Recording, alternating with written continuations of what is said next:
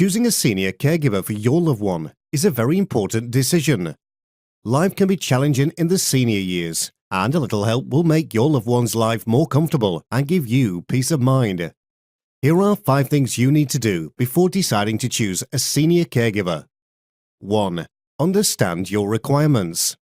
Before beginning to explore your options, make a list of your loved one's status, specific care needs, and detailed job requirements and expectations, as detailed as possible.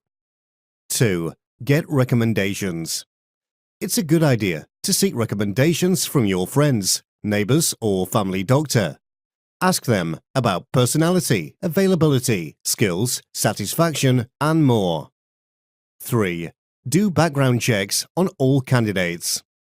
When you have a list of potential candidates, do a background check including credentials, credit report, residency status, and criminal records. If you hire an agency, make sure to ask about their background check and see the paperwork. 4. Interview different caregivers. Try to talk to as many different caregivers as possible to find out the one who matches your needs and makes your loved ones comfortable. It's important to ensure that they understand your requirements and are willing to follow them. 5. Have a job contract. It's necessary to have a contract with your chosen caregiver which details the job descriptions, schedule, payments, and all the agreements in between.